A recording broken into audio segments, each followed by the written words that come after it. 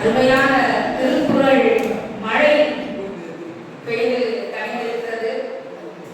ஐயா அவர்கள் தமக்கே உரிய பாணியில் அருமையாக தன்னுடைய சொற்பொழிவை ஆற்றினார்கள். அவர்கள் பாரதியாரை பற்றி சொன்ன உடனே நான் பார்த்துக்கொண்டே இருந்ததை சொன்னார்கள்.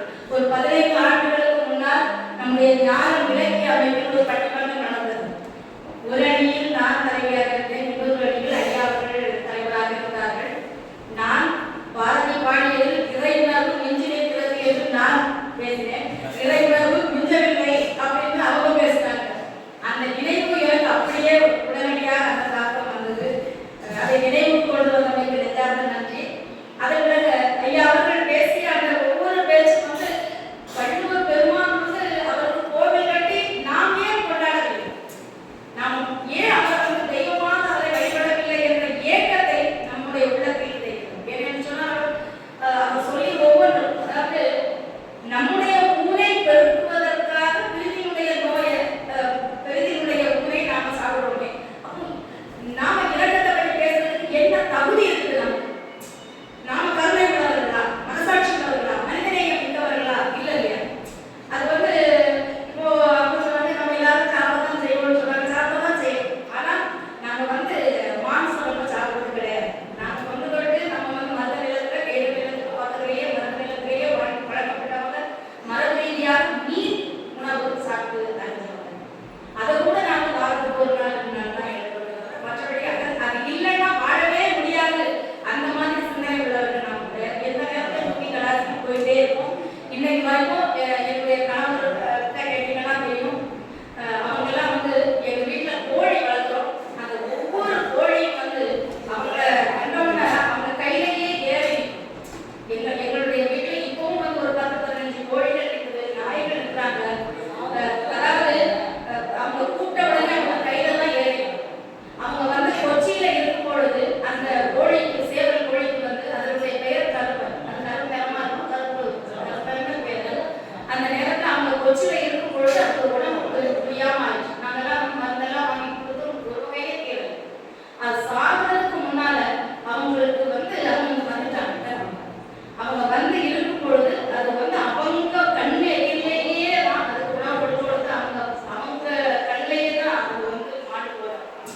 அப்போ அந்த நேரத்துல கூட துணையா இன்னொரு கோழி வந்து புறான்னு பெண் கோழி. அந்த புறா என்னன்னு சொன்னா உண்மையிலேயே வந்து அதுக்கு பிறகு மாம்சத்தை யாருமே தொட மாட்டாங்க. அது வந்து என்னன்னு சொன்னா அந்த கருப்பனுக்கு வந்து ஈமக்கிரியை நாங்க செய்தில் இருக்கோம், ஈமக்கடன் செய்தில் இருக்கும் பொழுது அந்த சேவல் கோழியை தட்டி எழுப்பியோ பார்த்து முடியல. ஆனா அது வந்து அந்த புதைத்து அதுக்கு ஈமக்கடன் செய்த அளவுக்கு பக்கத்திலேயே நின்று பார்த்துட்டு அவ்வளவு வேதனை அந்த பெண் கோழி. கடைசியில் வந்து இன்னைக்கு அதுவும் கால மாற்றம், அதுவும் வந்து ஒரு 3-4 வருஷம் வாழ்ந்தது, அதுவும் இறந்து போகுது. இப்போ கருப்பன் இந்த பக்கம் இருந்தது, புறா இந்த பக்கம் இருக்காங்க. 2 பேரும் ஒரு தென்னை மரத்துக்கு அரணா இருந்து அந்த தென்னை மரத்தை இன்னைக்கு வாழ வச்சுக்கிட்டு இருக்காங்க. எல்லா கோழிகளும் நாங்கள் இந்த சென்னையிலே இருக்கோம். ஊருக்கு போன உடனே